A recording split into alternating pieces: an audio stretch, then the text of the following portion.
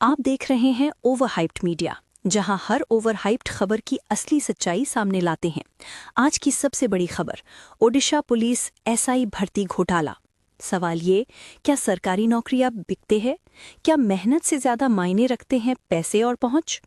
और क्या इस बार भी मामला जांच जारी है कहकर दबा दिया जाएगा? आइए जानने की कोशिश करते हैं इस पूरे घोटाले की अंदरूनी कहानी सवालों के जरिए। क्या आप जानते हैं कि ओडिशा में पुलिस सब इंस्पेक्टर की भर्ती परीक्षा अब एक संगठित अपराध की तरह सामने आई है? ये कोई छोटा पेपर लीक नहीं, बल्कि करोड़ों रुपए के रैकेट का खेल है। सवाल ये उठता है कि आखिर इतनी बड़ी साजिश चली कैसे? जांच में सामने आया है कि हर उम्मीदवार से 25 लाख रुपए तक की डील की गई, 10 लाख एडवांस और 15 लाख नौकरी पक्की होने के बाद, यानी सीधा सरकारी सिस्टम के नाम पर धंधा। लेकिन फिर पकड़े कैसे गए? बरहमपुर पुलिस ने ओडिशा आंध्र सीमा पर 3 बसों को रोका। इनमें 114 उम्मीदवार और 3 दलाल मौजूद थे। कहा जाता है ये सब परीक्षा से पहले हैदराबाद या विजयनगरम जा रहे थे असली पेपर लेने।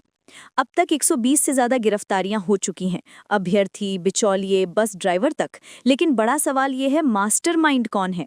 क्राइम ब्रांच को तलाश है शंकर पृष्टि नाम के व्यक्ति की, जो पंचासॉफ्ट प्राइवेट लिमिटेड कंपनी का प्रमुख बताया जा रहा है। दिलचस्प बात यह है कि ओडिशा पुलिस भर्ती बोर्ड ने परीक्षा आयोजित करने का काम एक सरकारी संस्था को दिया, जिसने आगे 2 प्राइवेट कंपनियों को सब कॉन्ट्रैक्ट दे दिया।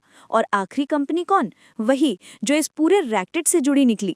अब सोचिए, सरकारी परीक्षा के नाम पर अगर ठेका सिस्टम ही बिक जाए तो भरोसा किस पर किया जाए?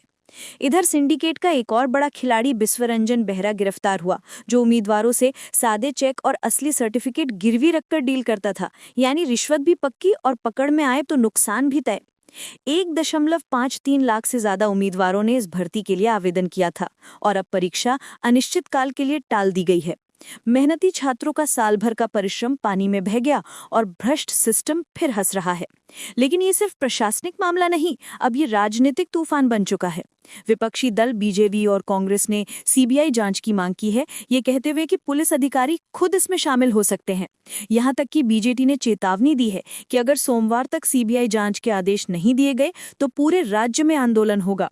दूसरी तरफ सरकार ने परीक्षा रद्द कर दी है, जांच क्राइम ब्रांच को सौंप दी गई है और मास्टरमाइंड की तलाश के लिए कई टीमें गठित की गई हैं।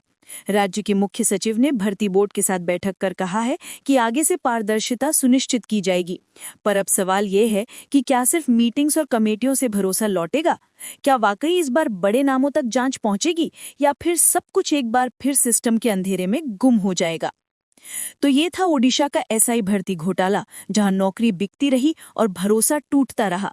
क्या आपको लगता है कि सीबीआई जांच से सच सामने आएगा? कमेंट में अपनी राय जरूर बताइए।